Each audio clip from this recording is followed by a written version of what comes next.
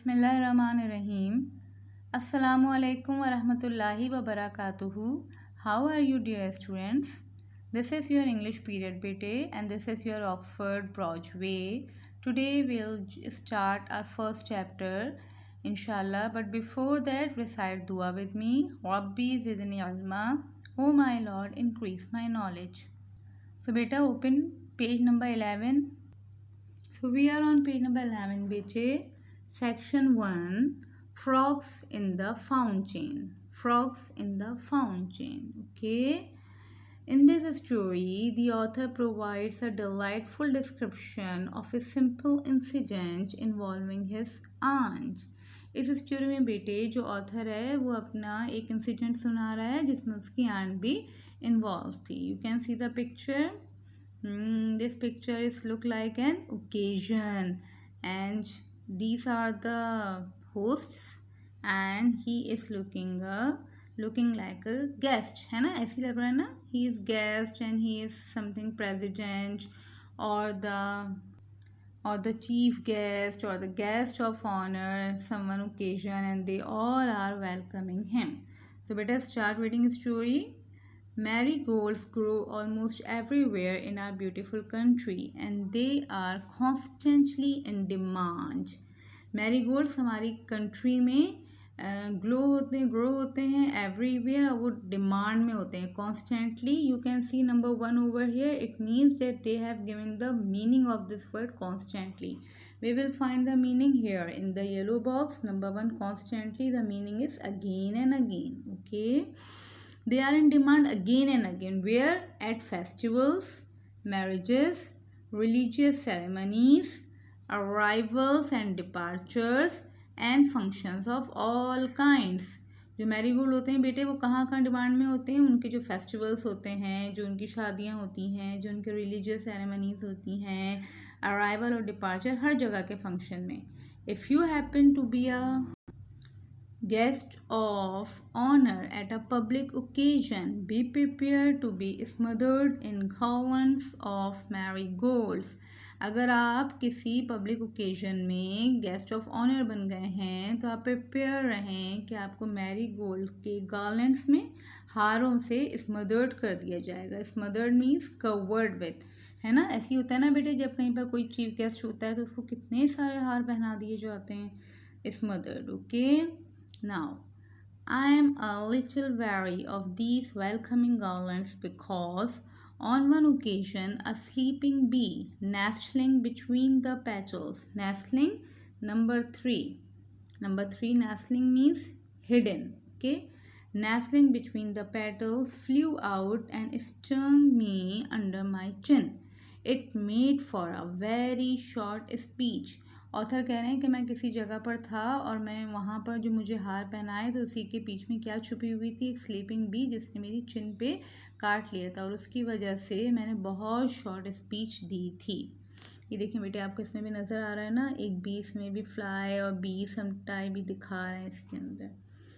When I told young Gohar about this incident, he asked, "Is that how you got your double chin?"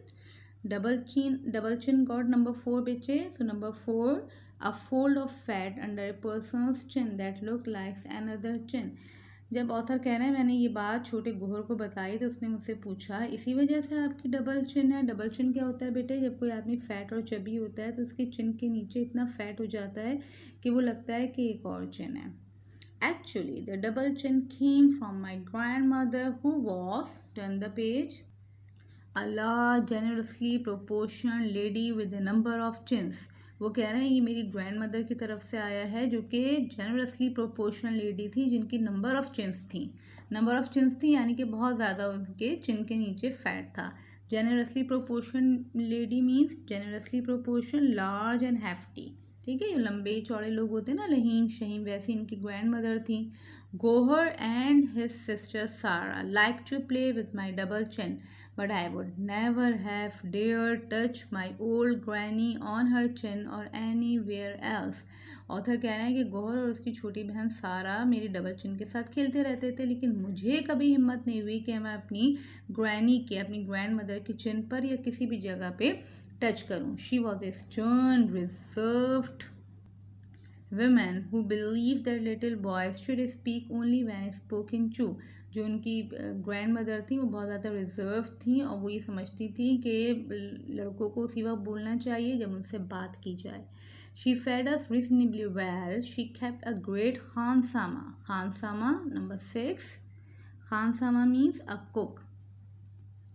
But she did not believe in second helpings, with the result that I will spend the rest of my life indulging in second helpings. वो ये कह रहे हैं बेटे कि मेरी दादी जो थी उन्होंने हमें बहुत अच्छे तरीके से पाला, बहुत अच्छा खिलाया, उन्होंने एक बहुत अच्छा खानसामा कुक रखा हुआ था, लेकिन वो सेकंड हेल्पिंग पे बिलीव नहीं करती थी, यानी कि बस जितना प्लेट में ले लिया उतना ही फिनिश करना है, उसके बाद नहीं लेना है. तो वो कह रहे हैं इसका रिजल्ट ये हुआ कि मैं अपनी पूरी लाइफ में सेकंड हेल्पिंग ही करता रहा. 2 mutton koftas were all that I was allowed with my plate of rice. मेरी प्लेट ऑफ राइस के साथ सिर्फ 2 मटन कोफ्तास थे जो मैं ले सकता था. I like koftas, still do, मुझे कोफ्तास पसंद थे और आज भी पसंद है. And it was painful for a small boy to have to stop at 2. और ये कितना पेनफुल है एक छोटे से बॉय के लिए कि उसे 2 पे रुक जाना पड़े. Now that I am a grown man with an independent source of income, I help myself to 4. Who can stop me? और अब जबकि मैं एक बड़ा आदमी हूँ और मेरी अपनी सोर्स ऑफ इनकम है, मुझे कौन रोक सकता है 4 लेने से. Dr. Beg, who drops in to see me once a year, remarked that I looked overweight and that I should cut down on my food intake. Dr. Beg जो इनको साल में एक दफ़ा इनका चेकअप करने के लिए आते थे, उन्होंने रिमार्क दिए कि आप ओवर वेट हो रहे हैं और आपको अपनी फूड इनटेक कम करनी चाहिए. What did you have for lunch, he asked. उन्होंने पूछा आपने लंच में क्या लिया. Kofta, curry and rice. How much rice, कितने rice. Just 2 small helpings. And how many koftas, only 4. Don't have more than 2, he advised. उन्होंने एडवाइस की कि आपको 2 से ज़्यादा कोफ्ते नहीं लेने चाहिए. यस ग्रैनी, आई सेड, मैंने कहा ओके दादी.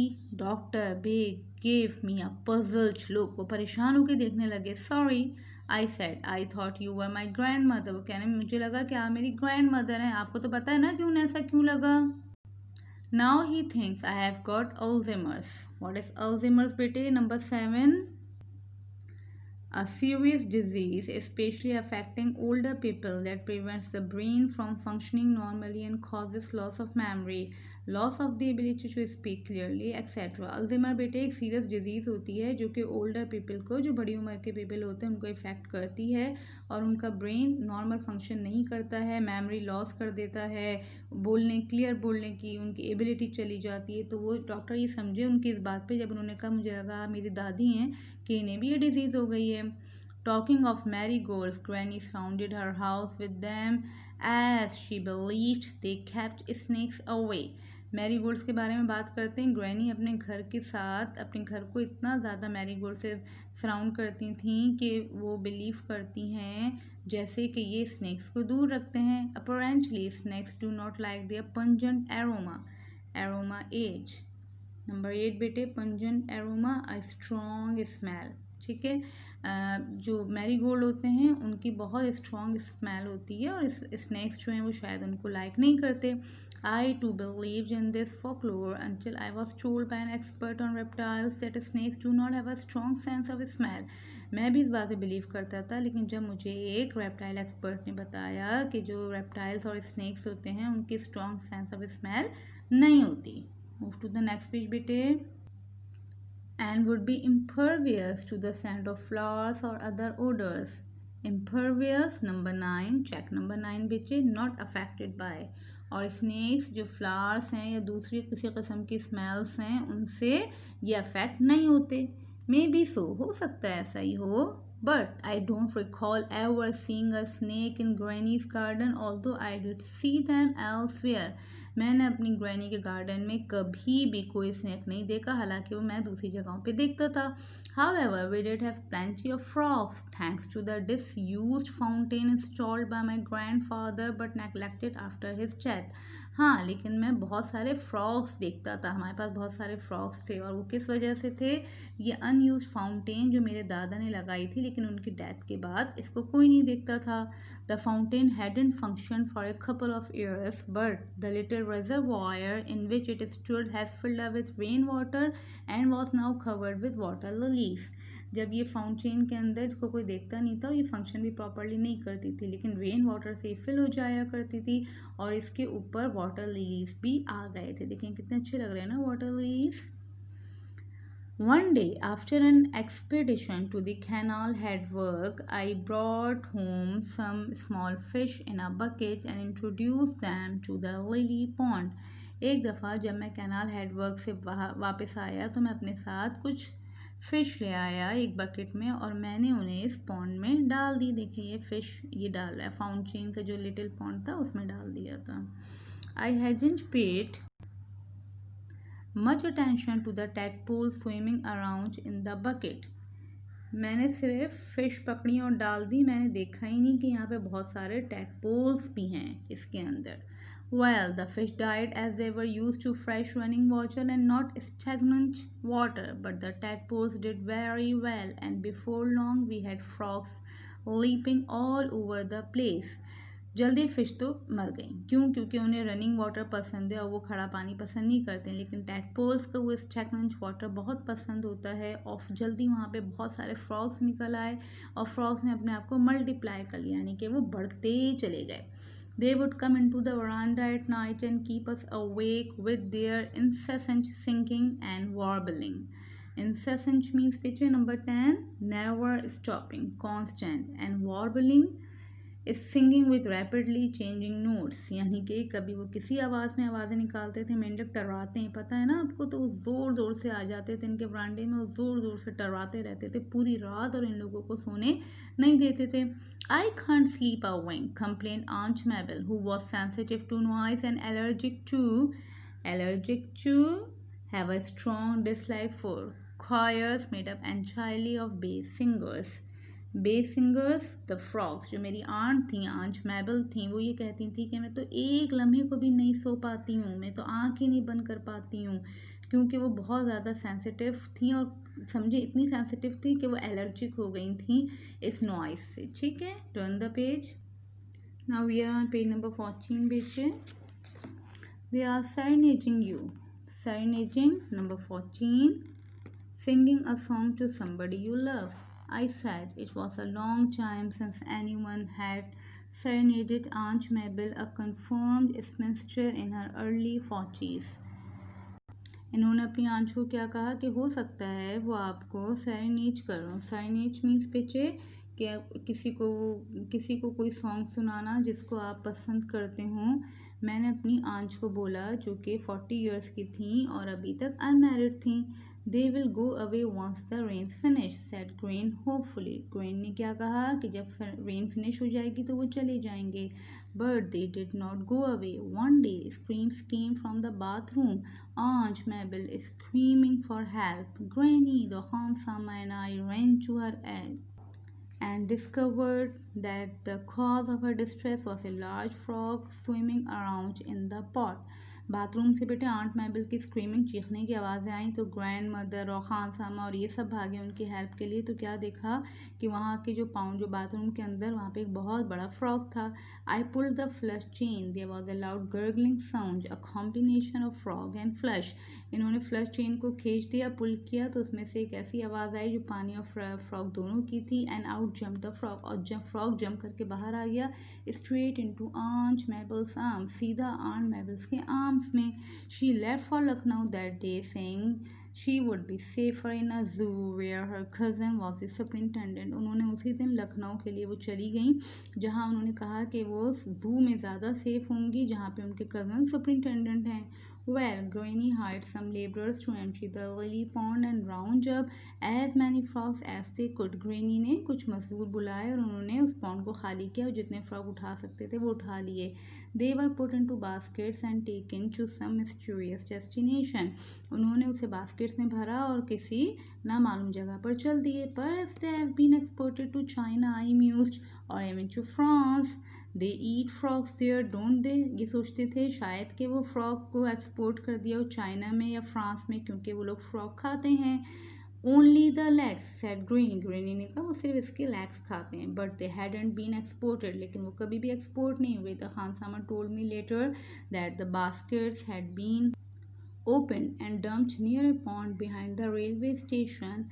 खान सामा ने बताया कि वो बास्केट्स जंप कर दी थी रेलवे स्टेशन के करीब एक पॉन्ड में। Before long they were all over the station waiting rooms and platforms, और उसके बाद वो सारे फ्रॉक्स जो थे वो रेलवे स्टेशन के वेटिंग रूम में चले गए, प्लेटफॉर्म पे फैल गए। Until the station master had a brilliant idea, फिर स्टेशन मास्टर ने एक ज़बरदस्त आइडिया दिया। He had the frogs rounded up by a number of street urchins who wanted to make a little pocket money.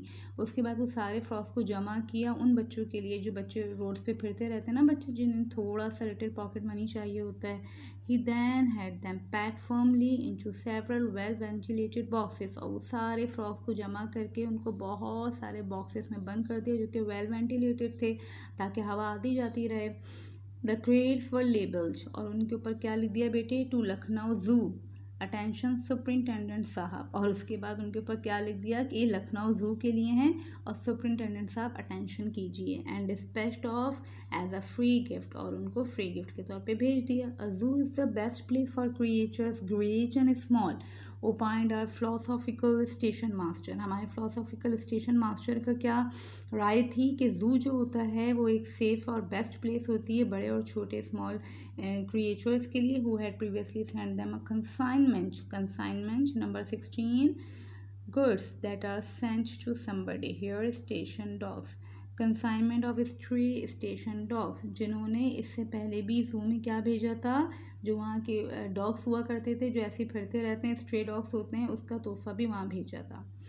अच्छी story थी ना बेटे। Aunt मैबल जो है वो गई कहाँ पर थी, लखनऊ में गई थी, जहाँ पे उनके लखनऊ ज़ू में गई थी जहाँ पे उनके कज़न सुपरिटेंडेंट थे वहाँ के, और वहीं पे उन्होंने सारे फ्रॉक्स को भेज दिया। It was a good story ना। So this story is a part of humour like comedy, जिसे पढ़ के जिसे सुन के हमें हंसी आए। So what you have to do बेटे, you have to read this story again and with the underlining of difficult words। जो आपको वर्ड्स अंडरलाइन डिफ़िकल्ट लग रहे हैं उनको अंडरलाइन करते जाएंगे और फिर उनको आप कॉपी डाउन करेंगे। कॉपी में आप बेटे टाइटल पेज बनाएंगे पहले यूनिट नंबर 1 का, उसके बाद आप नेक्स्ट पेज पर वर्किंग करेंगे। ब्लू कलर पेंसिल आप यूज़ करेंगे और इसके साथ पेंसिल्स यूज़ करेंगे। ओके बच्चे, डिफ़िकल्ट वर्ड्स लिखेंगे कॉपी में। I hope you enjoyed the story. Jazakallah khairan kasira. Assalamu alaikum wa rahmatullahi wa barakatuhu.